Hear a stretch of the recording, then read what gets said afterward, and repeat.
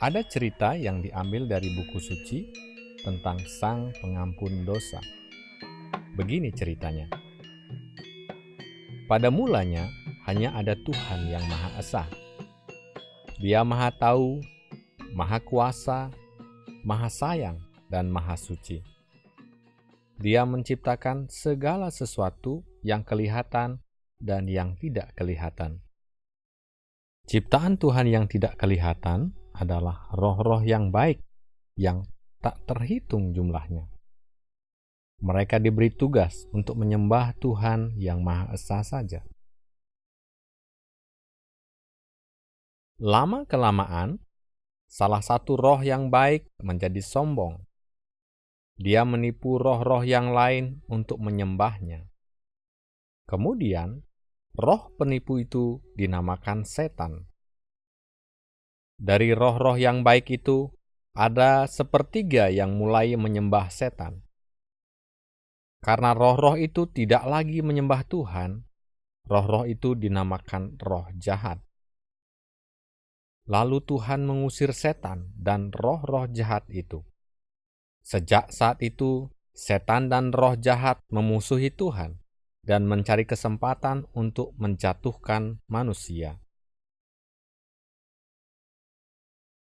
Selain itu, Tuhan juga menciptakan yang kelihatan, yaitu langit dan bumi serta segala isinya.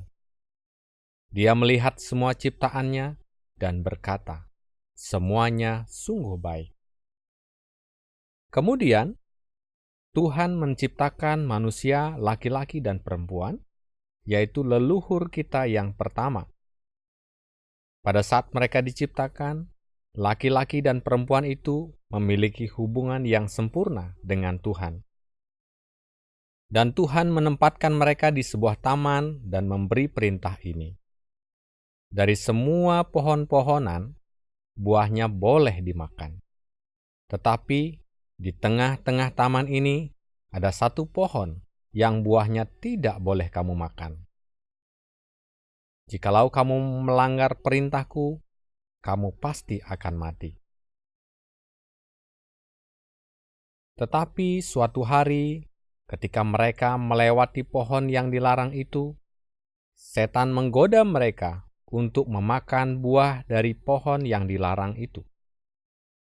Perempuan itu tergoda sehingga ia memakan buah itu. Lalu suaminya juga ikut makan buah itu. Ketika manusia itu melanggar perintah Tuhan, mereka berdosa. Dosa adalah segala sesuatu yang tidak sesuai dengan kehendak Tuhan. Ketika mereka berdosa, mereka dihukum, dan hubungan mereka dengan Tuhan menjadi rusak. Saat itu juga mereka diusir dari taman itu. Lama-kelamaan, manusia bertambah banyak di muka bumi, dan mereka bertambah jahat. Walaupun mereka berusaha menyembah Tuhan dan berusaha berbuat baik, mereka tetap saja gagal karena dikuasai oleh musuh di dalam diri mereka. Karena Tuhan mengasihi mereka, maka Dia memberi mereka satu cara untuk mendapat pengampunan dosa. Jikalau mereka bertobat dan membawa korban kepadanya, korban itu menjadi pengganti dosa mereka. Tuhan memberi cara ini sebagai peringatan akan adanya dosa. Begitu juga, cara ini diberikan sebagai gambaran tentang korban yang sempurna yang akan datang. 2000 tahun yang lalu, sebagaimana Tuhan menetapkan waktunya, Tuhan mengutus Yesus ke bumi. Dia lahir dari seorang perawan.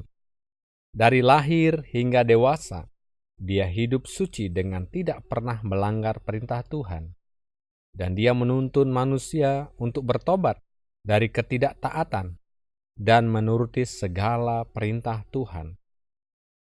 Pada waktu Yesus mengajar, Dia juga menyembuhkan segala macam kelemahan.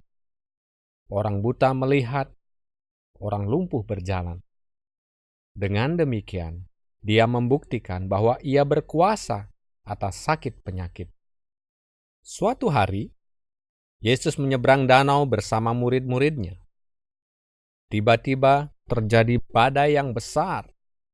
Murid-muridnya menjadi takut. Tetapi Yesus menghardik ombak dan angin itu. Lalu danau menjadi tenang. Dengan demikian, Yesus membuktikan bahwa Ia berkuasa atas alam semesta. Ketika mereka tiba di seberang danau itu, ada orang yang dirasuki roh jahat sampai menjadi gila. Ia tidak berpakaian dan tinggal di pekuburan. Yesus mengusir roh jahat keluar dari orang itu, sehingga orang itu kembali waras. Dengan demikian, Yesus membuktikan bahwa Ia berkuasa atas roh jahat. Pada hari yang lain, Yesus datang ke kubur sahabatnya yang sudah meninggal 4 hari dan sudah dikubur di dalam goa. Setibanya di kubur itu, Yesus memanggil orang yang sudah meninggal itu untuk keluar dari kuburnya. Maka orang itu pun langsung bangkit dan keluar dari goa. Dengan demikian, Yesus membuktikan bahwa Dia berkuasa atas kematian. Karena kuasanya, semakin banyak orang mengikuti Yesus. Sehingga guru-guru agama di negeri itu menjadi iri hati kepadanya. Lalu mereka bersepakat agar Yesus dibunuh. Singkat cerita, Yesus ditangkap, disiksa, dan dipaku di sebuah tiang kayu. Tidak lama kemudian Dia meninggal dan langsung dikubur dalam goa. 3 hari kemudian, Dia bangkit dari maut. Dia menampakkan dirinya di depan lebih dari 500 orang muridnya. Lalu Dia kembali kepada Tuhan yang Maha Esa. Demikianlah cerita tentang Sang Pengampun Dosa. Kisah cerita yang tadi hanya untuk menjelaskan bahwa kita semua telah berdosa dan hubungan kita dengan Tuhan sudah rusak. Itu sebabnya Tuhan mengutus Yesus untuk menjadi korban yang agung. Siapa saja yang percaya kepada Yesus dan bertobat, dosanya diampuni. Hubungan dengan Tuhan menjadi baik kembali dan juga mendapat kuasa mengalahkan roh jahat.